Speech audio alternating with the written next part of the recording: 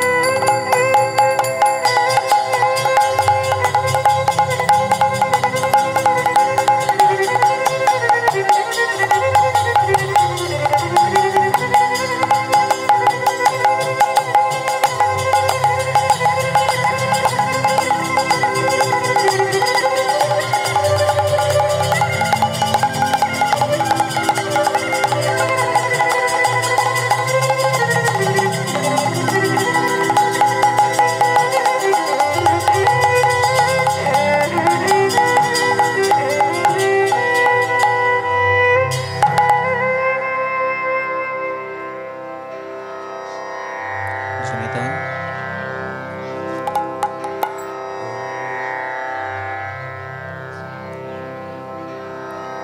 জনিতা জনিতা জগৌর জরাধেশ্য জনিতা জগৌর জরাধেশ্য জনিতায় আরেকটু ভলিউম বাড়াও জরাধে রাধেশ্যাম জয়নিতায় জরাধে জরাধেশ্যাম জয়নিতায় এটা একটু বাড়িয়ে দাও জয়নিতায় জয় গৌর জয় জয় রাধেশ্যাম জয় জয় রাধেশ্যাম জয়নিতায় জয় গৌর জয়নিতায় জয় গৌর জরাধেশ্যাম।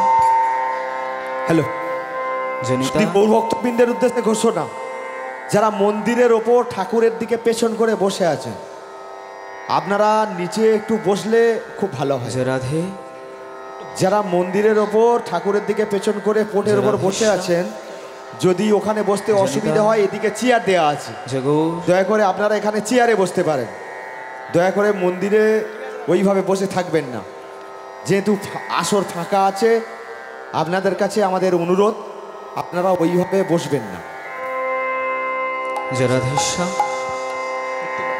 জনিতায় জগৌর জরাধে রাধেশ্যাম জনিতায়।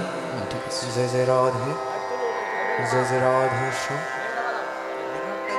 জরাধেশ্যাম জয় জয় রাধেশ্যাম জয় জয় রাধেশ্যাম মনিটরে দাও এটা মনিটর। জয় জয় রাধেশ্যাম জয় জয় রাধেশ্যাম জনিতায় জরাধে ভজনিতায় গৌর রাধেশ্যাম জপ হরে কৃষ্ণ হরে রাম ভজনিতায় গৌর রাধেশ্যাম জপ হরে কৃষ্ণ হরে রাম ভজনিতায় গৌর রাধেশ্যাম জপ হরে কৃষ্ণ হরে রাম ভজনিতায় গৌর রাধেশ্যাম জপ হরে কৃষ্ণ হরে রাম ভজনিতায় গৌর রাধেশ্যাম জপ হরে কৃষ্ণ হরে রাম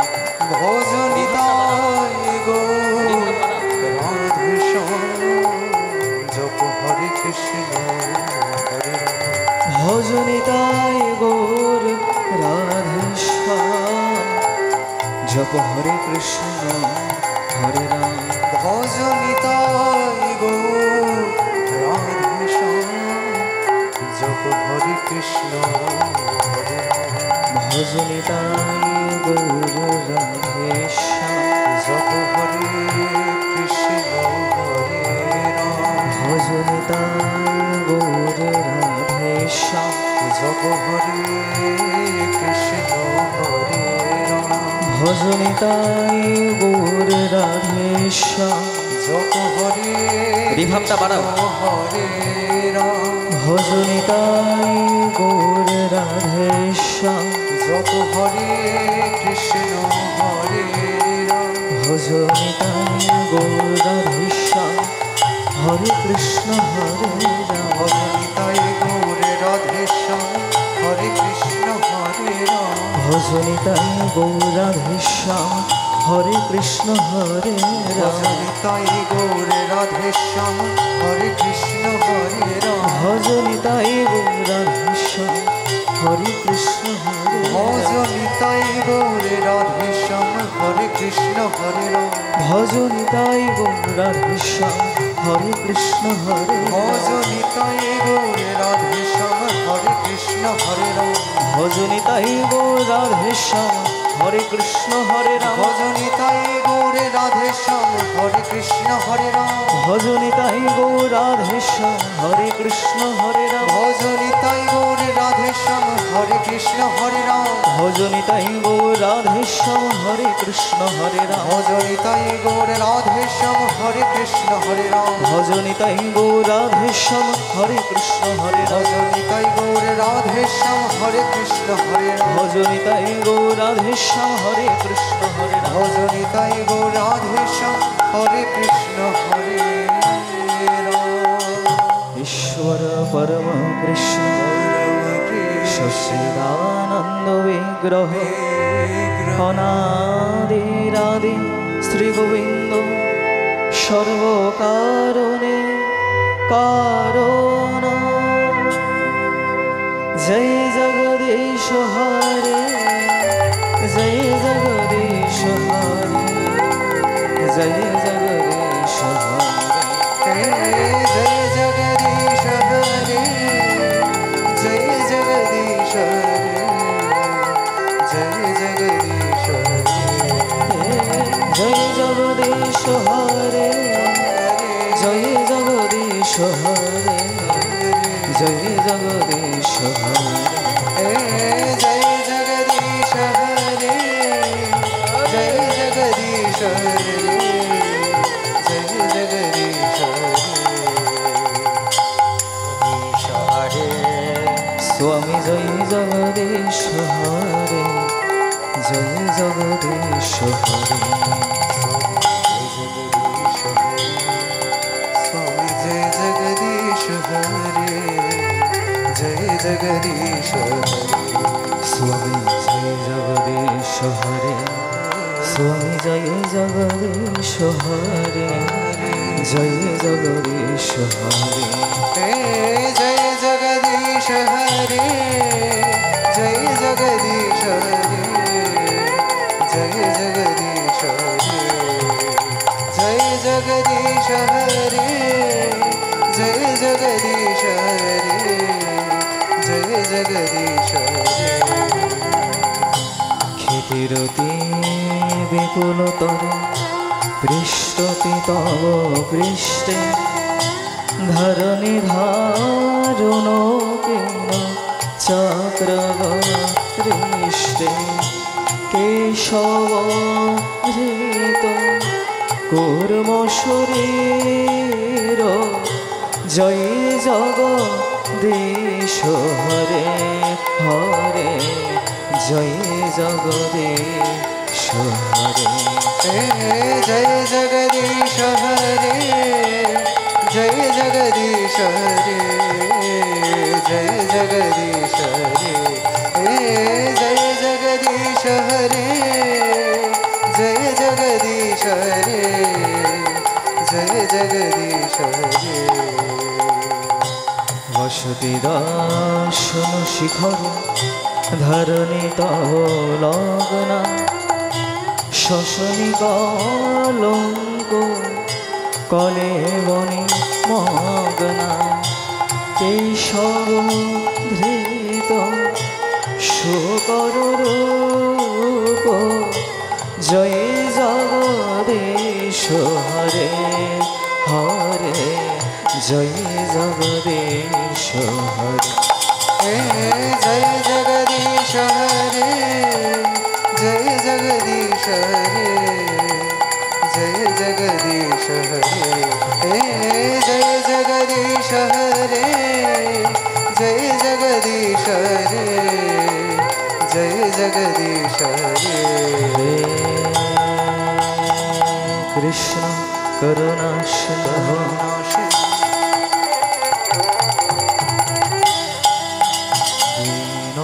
দীনবন্ধু জগৎ जगत्पति গোপেশ গোপিকাকান্ত রাধাকান্ত নমস্তুতে গুরু ব্রহ্মা গুরু বিষ্ণু গুরুদেব মহেশ্বর গুরুদেব পরম ব্রহ্ম তস্मै শ্রী গুরবে নমঃ। जय जगदीश हरे जय जगदीश हरे जय जगदीश हरे जय जगदीश हरे जय जगदीश हरे जय जगदीश हरे जय जगदीश हरे जय जगदीश हरे जय जगदीश हरे जय जगदीश हरे जय जगदीश हरे जय जगदीश हरे जय जगदीश हरे जय जगदीश हरे जय जगदीश हरे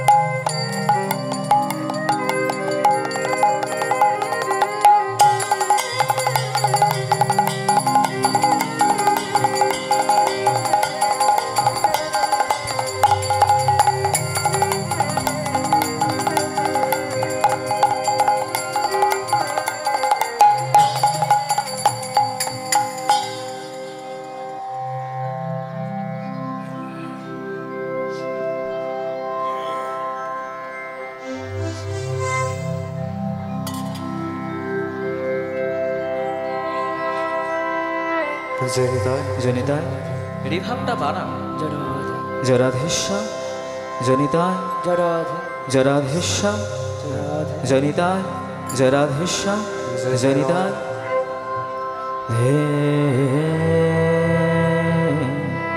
ধেনু মনিটর একটু দাও স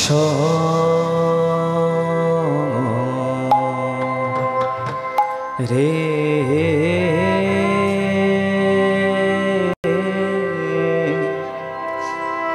হোগো সমদীপ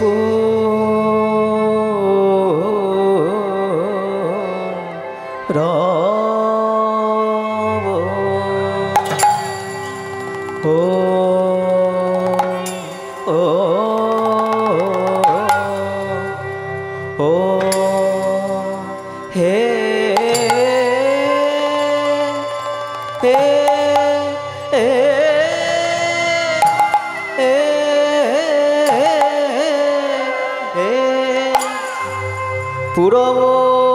পুরবলি এলা প্রভু রামা কি না ভাবে এ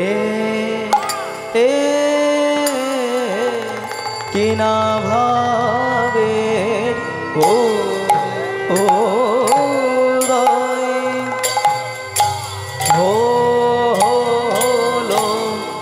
হলো রে আহা আহা মরি হরে মরিয়া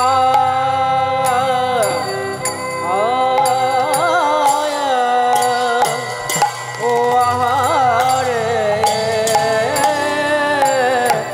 জনিতা প্রভুর আমার রাধেশ্যাম ভাবে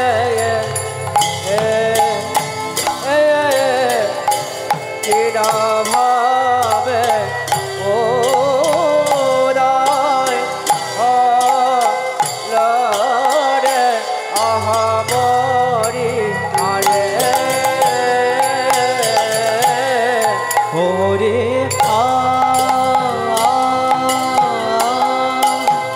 ও আহা ও আহারে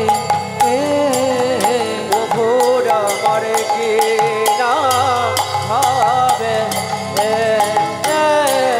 কি না ভাবে ও রায় হল রে আহা মরি আরে ও মরি আহা আহারে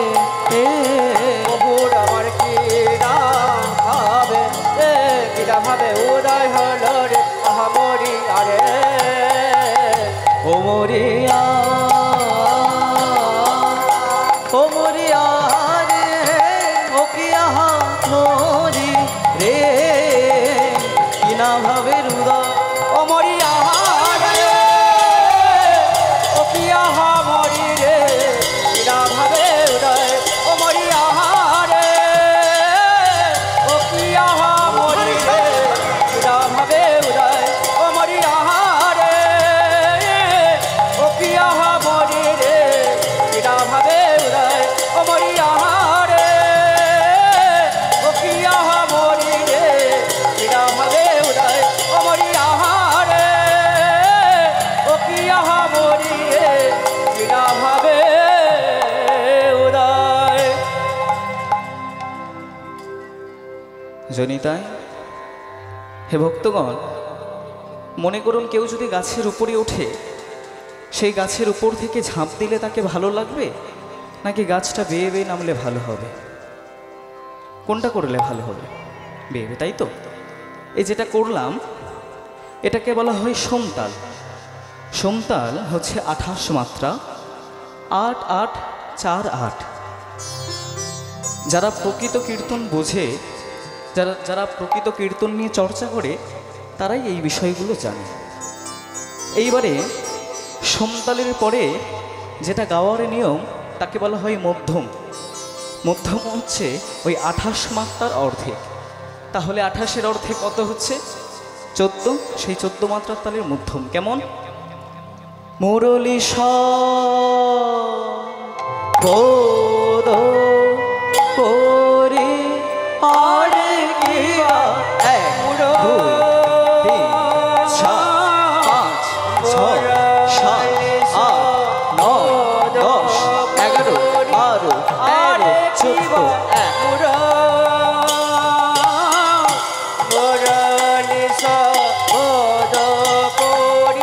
প্রভু আমার মুরলী শবদ করি, প্রভুর আমার মুরলী শবদ করি, প্রভুর আমার মুরলী শবদ করি, আরে কিবা মুরলী শবদ করি, আরে কিবা মুরলী শবদ করি।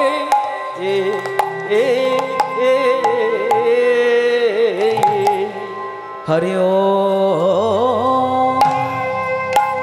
মুরলী শবদ, মুরলী শবদ করি, প্রভু আমার বদ বদন যাই গো মুরলী শবদ, মুরলী শবদ করি পদ, প্রভু আমার বদন যায় গো। এই যে বাজনাটা বাজছে এটাকে বলা হয় আবার ছোট একতালি। এই ছোট একতালি হচ্ছে 7 মাত্রা। কেমন? ধে তা খে ধা ধে ধা, ধে তা খে ধা ধে ধা।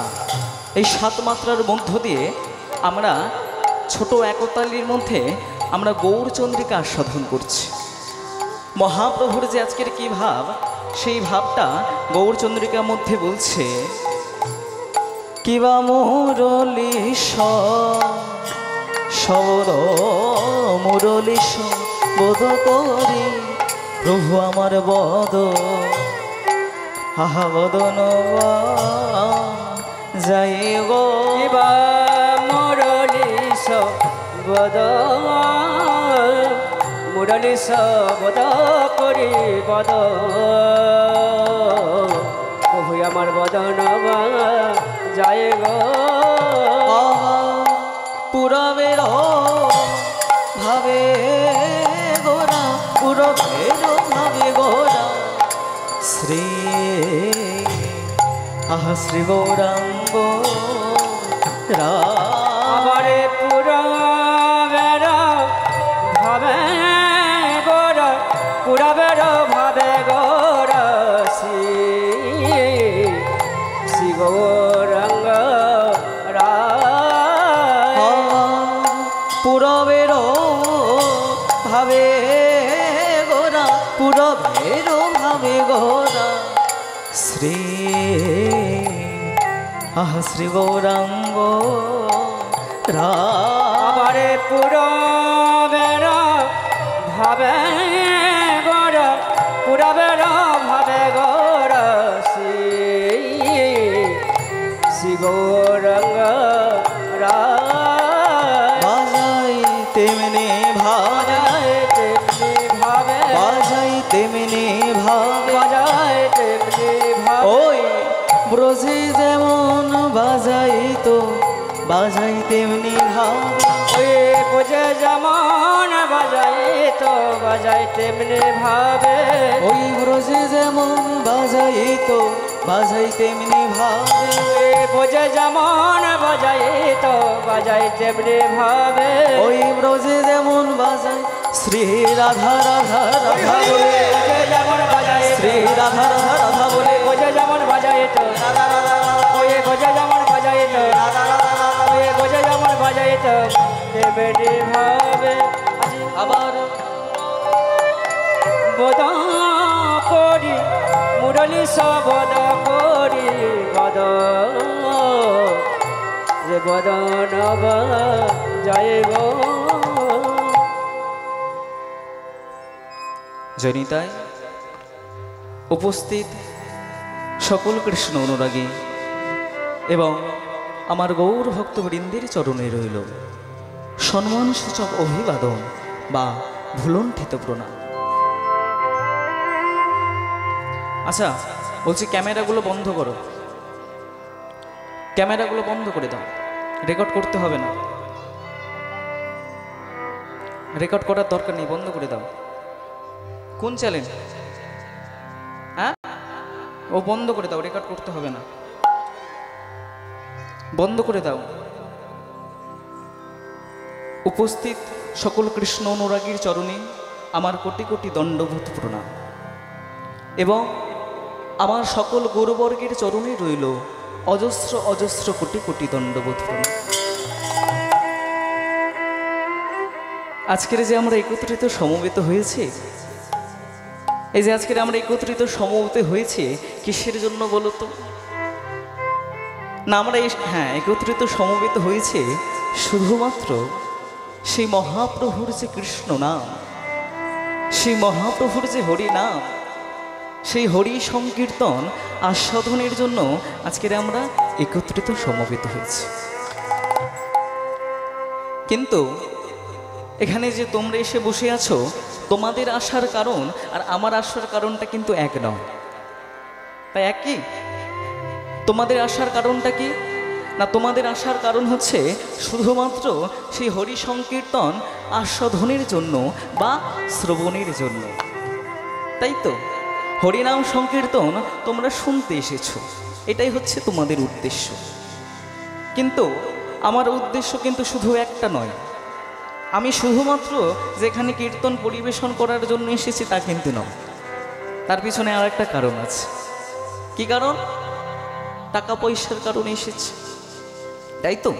টাকা পয়সা না যদি না আমাকে দেওয়া হতো তাহলে কি আমি এখানে কীর্তন করতে আসতাম নাকি? বড় দায়ে পড়ে এসেছি,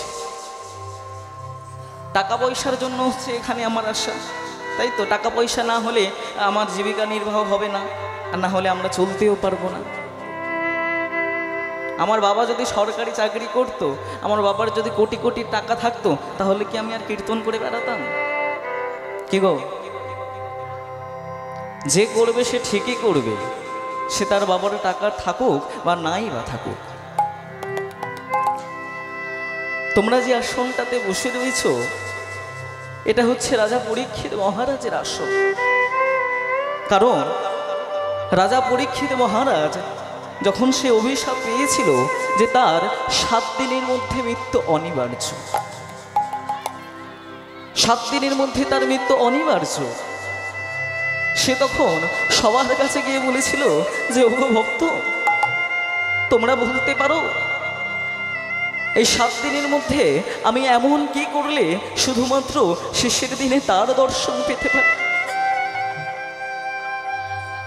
পরীক্ষিত মহারাজ সবার কাছে গিয়ে বলেছিল যে ওগো, তোমরা আমাকে কেউ বলে দাও না গো, যে আমি কি করলে শুধুমাত্র শেষের দিনে তার দেখা পাবো। তখন পরীক্ষিত মহারাজ বলেছিল,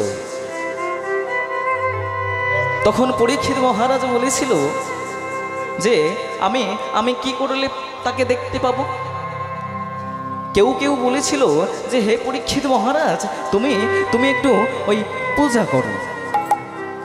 আবার কেউ কেউ বলেছিল যে হে পরীক্ষিত, তুমি একটু যজ্ঞ করো। আবার অনেকে বলেছিল যে হে পরীক্ষিত, তুমি তপস্যা করো। কিন্তু শুকদেব গোস্বামী বলেছিল যে হে পরীক্ষিত, তুমি যদি শেষের দিনে দিবানিশি শুধু যদি কৃষ্ণ নাম, হরি নাম, কৃষ্ণ কথা, হরি কথা শুধুমাত্র যদি কানে শোনো, 7 দিন 7 রাত্রে তুমি একই জায়গায় বসে কৃষ্ণ নাম শুধু যদি কানে শুনতে পারো, তাহলে তুমি শেষের দিনে সেই ভগবানের দর্শন পাবে। হরি হরি। তো তোমরা যে আসনটাতে বসে রয়েছ এটা হচ্ছে রাজা পরীক্ষিত মহারাজের আসন। কারণ রাজা পরীক্ষিত মহারাজ শুধুমাত্র কৃষ্ণ নাম কানে শুনে ভগবানের দর্শন পেয়েছিল। আর আমি যে আসনটাতে বসে রয়েছি এটা হচ্ছে শুকদেব গোস্বামীর আসন। ওই শুকদেব গোস্বামী রাজা পরীক্ষিত মহারাজকে দিবানিশি 7 দিন 7 রাত্রে একইভাবে কৃষ্ণ কথা শুনিয়েছিল। তাই মহাপ্রভুকে বলা হচ্ছে যে তিনি আনন্দময়, আনন্দ লীলাময় বিগ্রহায়। এই যে আনন্দ, এই আনন্দ দেখবেন আমরা অনেক রকম ভাবে পাই। অনেকে আছে দেখবেন একটু ভালো ভালো পোশাক পরে, একটু ভালো ভালো খাবার খেয়ে, একটু দামি দামি মোবাইল ফোন ব্যবহার করে বা একটু দামি গাড়িতে চড়ে কারোর আনন্দ হয়, তাই তো? আবার অনেকের আনন্দ কেমন জানো? অনেকের আনন্দ হচ্ছে একটু কৃষ্ণ কথা, একটু হরি কথা, একটু ভগবানকে সেবা দেওয়া, এটা করে আবার অনেকে আনন্দ পায়। আবার অনেকে আছে দেখবেন এই যে মনে করে এই যে অনুষ্ঠান হচ্ছে, অনেকে রয়েছে ওই যে অখাদ্য কুখাদ্য যেগুলো পাওয়া যায়, বুঝতে পারছো তো? ওই অখাদ্য কুখাদ্যগুলো যেগুলো পাওয়া যায়, কোনো যদি অনুষ্ঠান একবার হয়, মনে করো দুর্গা পূজা বা কালী পূজা বা এই যে অনুষ্ঠান হচ্ছে, তারা কিন্তু তাদের আনন্দটা ঠিক বজায় রাখছে। ওই জন্য ভগবান শ্রীকৃষ্ণ গীতার মধ্যে বলছে যে আনন্দ হচ্ছে 3 ধরনের রয়েছে। আনন্দ যেটা আমরা পাই সেই আনন্দটা 3 ধরনের রয়েছে। কি কি না? প্রথম হচ্ছে সাত্ত্বিক আনন্দ। সাত্ত্বিক আনন্দটা কেমন না? এই যে বললাম অনেকে আছে একটু কৃষ্ণ কথা শুনে, একটু হরি কথা শুনে একটু আনন্দ পায়, কি অনেকে রয়েছে তো। কিন্তু এই এখনকার ছেলেমেয়েরা যারা রয়েছে তারা আবার কিসে আনন্দ পায় জানো তো? বেশ একটু বড় বড় মোবাইল ফোন হবে, হ্যাঁ, একটু বেশ ভালো ভালো পোশাকের বাহার হবে, একটু বেশ বিভিন্ন ধরনের একটু খাবার বেশ হবে। তার মধ্যে আমিও পড়ি। তো অনেকের আছে আনন্দ রাজস্বিক আনন্দ। হ্যাঁ, গীতার মধ্যে বলছে টাকা পয়সা যতদিন তোমার কাছে থাকবে ততদিন এই রাজকীয় সুখ, এই রাজকীয় আনন্দ ততদিন তোমার কাছে থাকবে। কিন্তু টাকা পয়সা যদি না তোমাদের কাছে থাকে, ওই রাজকীয় সুখ, হ্যাঁ, ওই রাজকীয় বাড়ি তৈরি করা আর রাজকীয় গাড়ি কেনা, ওটা যে হবে না। এটা হচ্ছে দ্বিতীয় আনন্দ, রাজস্বিক আনন্দ। তারপরে রয়েছে তৃতীয় আনন্দ। কি আনন্দ? ওই যে বললাম অনেক ছেলেরা রয়েছে, অনেক বাবারাও রয়েছে, ওই অখাদ্য কুখাদ্য খাবে, খেয়ে দিয়ে ওই রাস্তার পাশে পড়ে থাকবে, একেবারে নোংরা ঠোকরা মেখে একেবারে একাকার, তাতেই আবার তাদের আনন্দ। এটা হচ্ছে তামসিক আনন্দ। আচ্ছা, এই যে তোমাদের উদ্দেশ্যে বলছি, তোমরা এত দূরে দূরে বসেছো কেন? কি গো, আমার করোনা হয়েছে নাকি?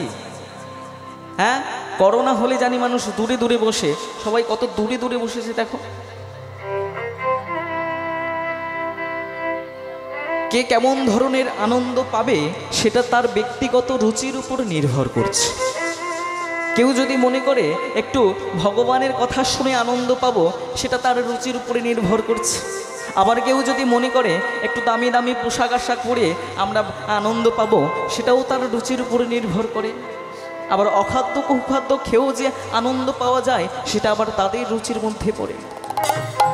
ওই জন্য শ্লোকের মধ্যে বলা হচ্ছে, শ্লোকের মধ্যে বলা হচ্ছে যে মহাপ্রভু আনন্দ লীলাময় বিগ্রহায়।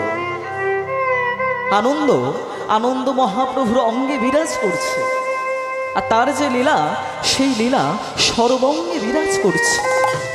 ওই জন্য মহাপ্রভুকে শ্লোকের মধ্যে বলা হচ্ছে যে তিনি আনন্দ লীলাময় বিগ্রহায়। তিনি আনন্দ ছাড়া যে আর কিছু জানে না, তিনি হরিনাম ছাড়া যে আর কিছু জানে না, তিনি কৃষ্ণ নাম ছাড়া যে আর কিছু জানে না। কিন্তু যেই মহাপ্রভুর কথা বলছে, যেই মহাপ্রভুর কথা তোমরা শোনার জন্য এসেছো, আচ্ছা বলো তো সেই মহাপ্রভুর গায়ের রংটা কে? মহাপ্রভু যে গৌরাঙ্গ মহাপ্রভুর কথা বলছে, সেই গৌরাঙ্গ মহাপ্রভুর গায়ের রংটা কেমন? কেমন? গৌর বর্ণ, তাই তো?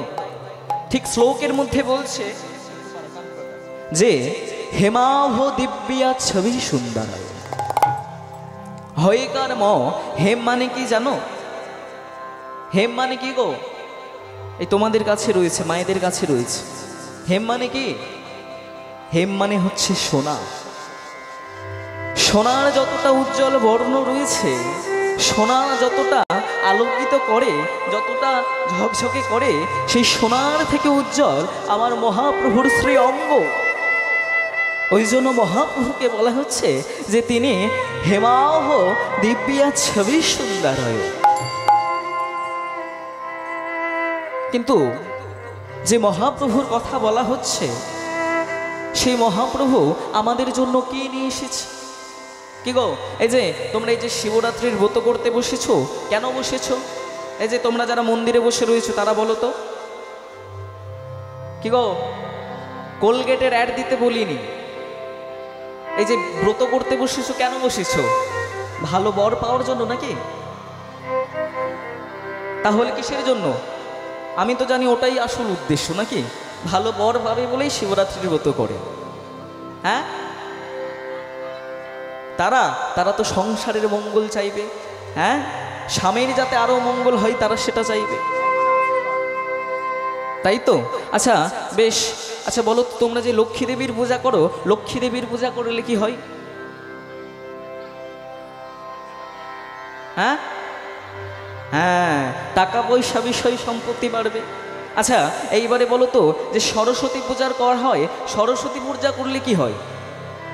বিদ্যা বুদ্ধি হবে। আচ্ছা আবার যদি বলি যে বিশ্বকর্মাকে পূজা করলে কি হবে? হ্যাঁ, কলকারখানা ব্যবসা বাণিজ্য ভালো চলবে। তাহলে গৌরাঙ্গকে ডাকলে কি পাওয়া যাবে? কি পাওয়া যাবে? ওই যে পদকর্তা বাসুদেব ঘোষ বলেছিল না, পদকর্তা বাসুদেব ঘোষ বলেছিল না যে যদি গৌরাঙ্গ না হইতো, যদি গৌরাঙ্গ না হইতো কিমতি হইতো, কেমনে ধরিতাম হে দে শ্রী রাধার মহিমা, প্রেম রস সেবা জগতে জানা তোকে। যদি আমার গৌরাঙ্গ না হইতো। এই গানটা বা এই পদটা তোমরা সবাই শুনেছ, কিন্তু এই পদের মধ্যে ওই পদকর্তা বাসুদেব ঘোষ কি বলেছে সেটা কি কেউ একবার দেখেছ? বলছে যে যদি গৌরাঙ্গ না হইতো, একটু ভাব, কেমনে হইতো, কেমনে ধরিতাম এ দে শ্রী রাধার মহিমা, প্রেম রস সীমা জগতে জানো তোকে। যদি গৌরাঙ্গ না হইতো, মহাপ্রভু যদি না আসতে, তাহলে কৃষ্ণ বলে কেমন ভাবে কাঁদতে হয়। মহাপ্রভু যদি না আসতে, তাহলে কৃষ্ণ বলে কেমন ভাবে মাটিতে গড়াগড়ি দিতে হয়, সেটা যে আমরা জানতে পারতাম না। কারণ যখন দাদা নিত্যানন্দ ওই জগাই মাধাইয়ের কাছে এই নাম নিতে গিয়েছিল, ওই জগাই মাধাই কি করেছিল? জগাই মাধাই ওই নিত্যানন্দের কপালে ওই কলসির আঘাত করেছিল না? কিন্তু দাদা নিত্যানন্দকে বলেছিল যে তোরা মেরেছিস বলে আমরাও দলবল নিয়ে তোদেরকে মারব। দাদা নিত্যানন্দ বলেছিল যে মেরেছিস কলসির কানা, তাহলে কি প্রেম দেব না? সত্য যুগে যে ভগবান এসেছিলেন অসুর নিধন করার জন্য, কিন্তু সেই ভগবান অস্ত্র ধরেছিলেন। দাপর যুগে যে ভগবান এসেছিলেন, সেই ভগবান ওই কংসকে বধ করার জন্য অস্ত্র ধরেছিলেন।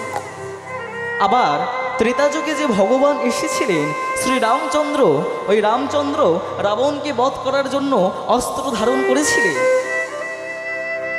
কিন্তু কলিযুগের যে ভগবান আমার মহাপ্রভু, সেই মহাপ্রভু এই কলিযুগের মানুষের কাছে মহাপ্রভুর অস্ত্র হলো কি? মহাপ্রভুর অস্ত্র হচ্ছে প্রেম।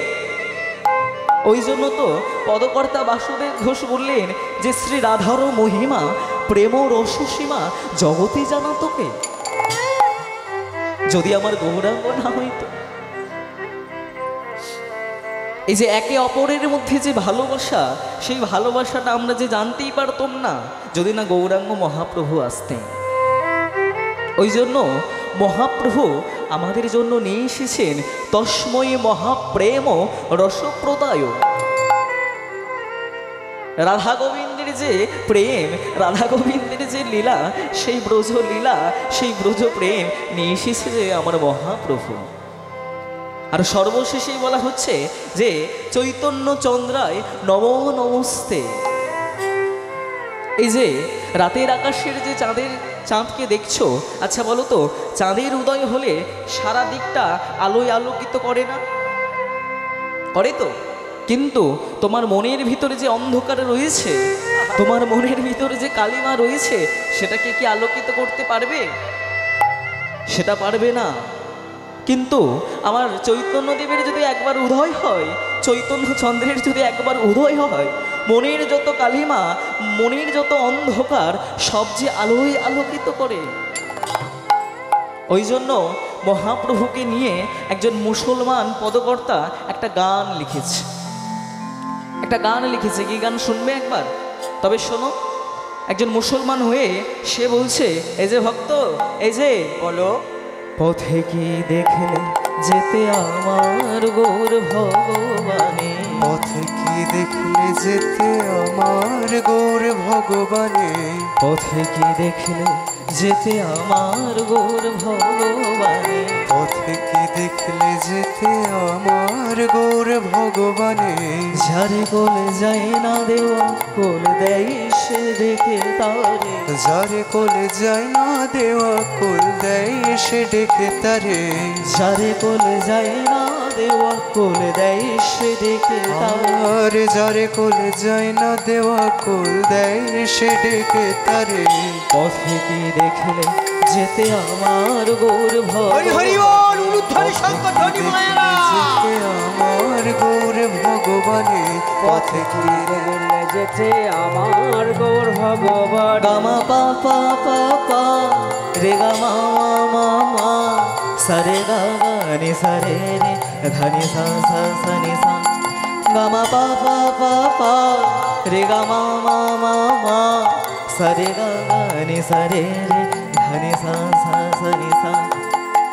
নবীন সন্ন্যাসী রূপে তার পাগল করে, নবীন সন্ন্যাসী রূপে তার পাগল করে, নবীন সন্ন্যাসী রূপে তার পাগল করে, নবীন সন্ন্যাসী সে রূপে তার পাগল করে, যারে কোলে যায় না দেওয়া কোল দেয় সে দেখে তারে, আর যারে কোলে যায় না দেওয়া কোল দেয় সে ডেকে তারে, যারে কোলে যায় না দেওয়া কোল দেয় সে দেখে তারে। যারে কোলে যায় না দেওয়া কোল দেয় সে ডেকে তারে। তোমরা পথে কি দেখলে যে যেতে আমার পথে গিয়ে দেখলে যেতে আমার গৌর ভগবানে, পথে গিয়ে দেখলে যেতে আমার গৌর ভগবান, আখির ঝিনুকতা অবিরল মুক্তা ঝরে, আখির ঝিনুক তার অবিরল মুক্তা ঝরে। এই যে তোমরা ঝিনুক দেখেছো? ঝিনুক দেখেছো তো? আচ্ছা বলো তো, ঝিনুকের মধ্যে কি থাকে? কি থাকে? মুক্ত থাকে, তাই তো? আচ্ছা একটা ঝিনুকের মধ্যে কটা মুক্ত থাকে? একটাই থাকে, হ্যাঁ? কিন্তু আমি কি তা বললাম? বা গানের মধ্যে কি কবি তাই বললো? গানের কথাগুলো ভালো করে শোনো, তবে তো বুঝতে পারবে যে ঝিনুকের ভিতরে কত মুক্ত থাকে। গানের মধ্যে বলছে, কি বলছে?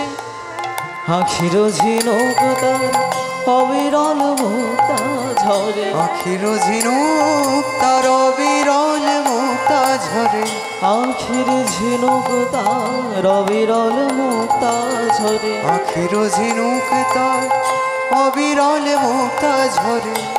আস্তে আস্তে, এই যে গানের মধ্যে আমি কি বললাম? যে আখির ঝিনুক তার অবিরল মুক্তা ঝরে। মহাপ্রভুর নয়নটা ওই ঝিনুকের মতো, আর ওই মহাপ্রভুর যে অস্ত্র, ওই অস্ত্র হচ্ছে সেই মুক্তার মতো, ওই জন্য অবিরল ঝরে ঝরে পড়ছে। ওই জন্য তো গানের মধ্যে পদকর্তা বলছে, আখির ঝিনুকতা অবিরল মুক্তা ঝরে। আখির ঝিনুকতা অবিরল মুক্তা ঝরে। আখির ঝিনুকতা অবিরল মুক্তা ঝরে। আখির ঝিনুকতা অবিরল মুক্তা ঝরে। কেঁদে কেঁদে কৃষ্ণ প্রেমে ভিক্ষা মাগে দারে দারে। কেঁদে কেঁদে কৃষ্ণ প্রেম ভিক্ষা মাগে দারে দারে। কেঁদে কেঁদে কৃষ্ণ প্রেমে ভিক্ষা মাগে দারে দারে। আর কেঁদে কেঁদে কৃষ্ণ প্রেম ভিক্ষা মাগে দারে